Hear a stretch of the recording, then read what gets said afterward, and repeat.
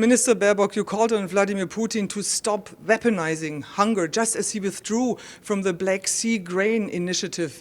This needs a quick fix to stop more people from starving. What is the most likely way out of this?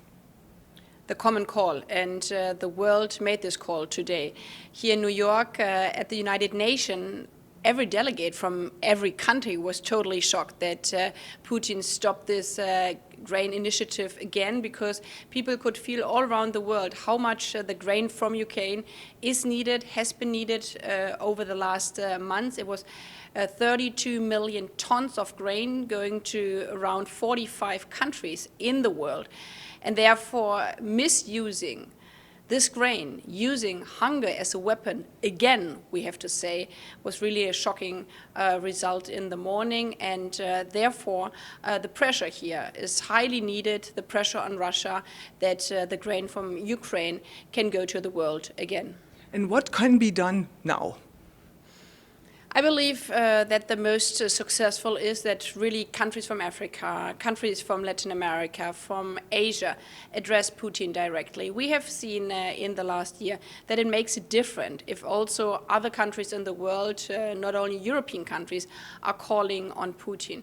And as he is using actually the most vulnerable in the world within this war by not letting the food to go to them, this is also addressing them, and therefore this common international call is, in my point of view, so important. On the other hand, we as Europeans have said from the beginning on, we cannot rely only on Putin's goodwill. Therefore, the EU intensified the solidarity lines, meaning bringing the grain out via rail and also cargo ships at the Danube River to the rest of the world. And we have to intensify these exports as we have done already in the past, so we are getting independent from the changing mood of the Russian president. Minister Baerbock, Germany just released its new China strategy. Is it tough enough for the United States, and do both countries, Germany and the US, have the same understanding of de-risking? I believe that we do have a similar understanding of de-risking, but this China strategy is neither about the US nor about China. It's about us Europeans, how we get more resilient, how we get more independent from our dependency we are having so far on China. We had to learn, especially as a German country, very hard in the last year, that our dependency from Russia, from an autocratic dictatorship, was also in danger for our own security, our economic security, our energy security, and therefore also our security as such. And decoupling means that one would stop the total exchange. We cannot decouple in a globalized world, and this is not what we want. What we want is de-risking, so minimize our own risk. And as China has changed over the last years, also our China policy has to change.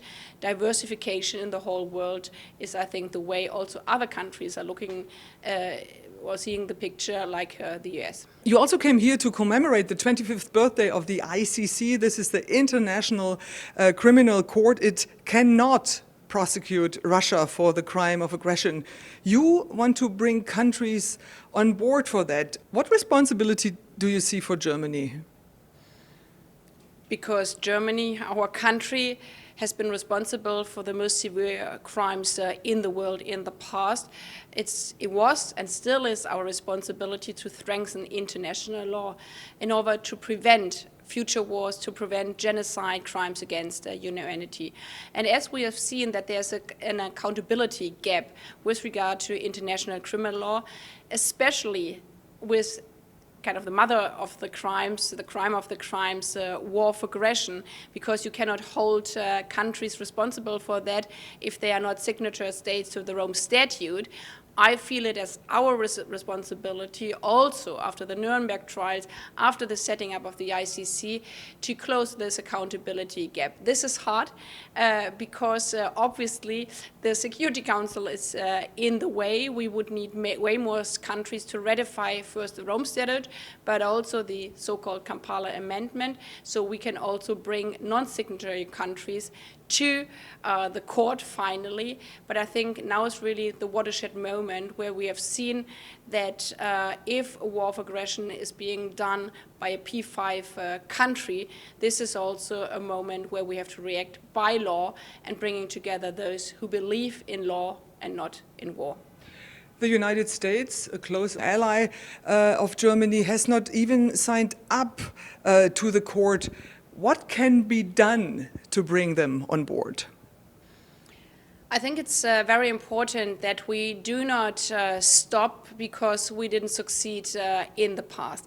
This is always the good thing in the world, in life, in politics, that there's always another chance. And now, by the brutal war of aggression by Russia, who nobody obviously wished for, I think there's a moment in time where we have to ask ourselves whether we take up our responsibility of our generation to take a new step in international criminal law, in strengthening international law.